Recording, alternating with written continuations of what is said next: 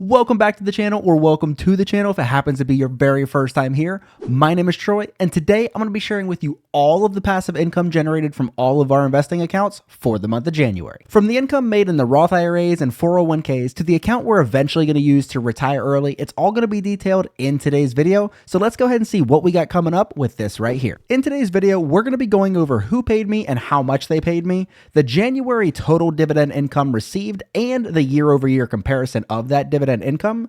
We're going to check on the career dividends received in all of the portfolios combined. Then we're going to jump right into the dividend snowball trackers, which I think is a channel exclusive, and it's really going to show the power of that dividend snowball. And lastly, we're going to do a really quick preview and see what we have coming up for next month in February. The layout and style of this video is going to be completely new to me, so as you guys watch the video, if you guys see anything that you guys think should be added and incorporated into the next video, or things that I should just remove from this video entirely, please let me know that down in the comments, as I always work to make these videos as good as I possibly can for you guys in the future. But as you saw, we have a lot to get to in today's video, so let's get to it.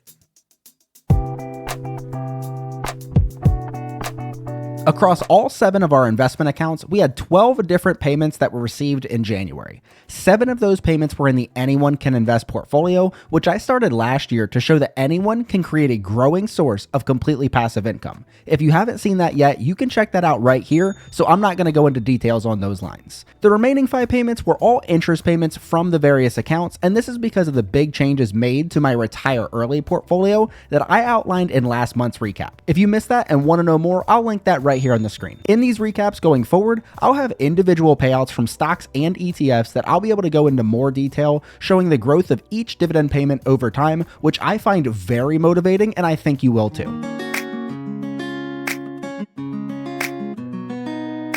So those amounts from the previous slide gave us a January 2025 total of $71.60, which is down 63.7% versus this time last year. Obviously, this is not the goal, but when Costco doesn't pay a special dividend this year of $99.11, and you lose the $21.31 received from Illinois Toolworks because of the portfolio reconstruction, it's par for the course. In 2025, our main goal is to have our money make us the most money possible and have the dividends be a cherry on the top in the grand scheme of things. That being said, I think 2025 is going to underperform 2024 in our portfolio in terms of income, but as we move through 2025, I am expecting exciting growth of that income when compared to other months in 2025.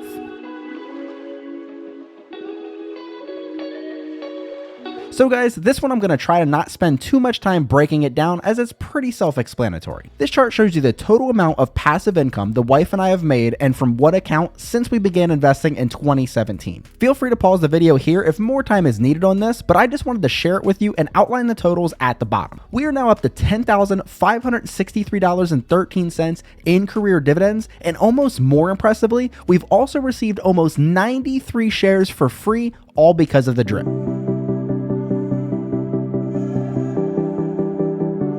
One of the most discouraging things about beginning down the road of dividend investing is that when you first get started, it seems to take forever before you finally feel like you're making any money. The amounts of money you can invest are small, so therefore the dividends are small, and small dividends take a long time to buy something as small as a can of soda, so thinking they could eventually fund an early retirement seems like a pipe dream. I was no different in this feeling when I first started, which is why I made the charts you see on your screen now. I personally haven't seen anyone else in the space do a chart like these, so allow me to quickly explain them. Looking at the buy 1000s chart, we received the very first dividend on July 7th of 2017 in my 401k, and it took until December 10th of 2021 until, with all accounts combined, we finally received our 1000th dollar. That means that 1,617 days had passed just to reach that seemingly simple milestone. As you can see on this same chart, as time passes and the snowball picks up speed, that time between $1,000 increments gets smaller and smaller, and the same goes for the buy 2,500s chart on the screen as well. One thing I did want to draw attention to is that it's not always going to get smaller and smaller for every jump because of things like portfolio changes,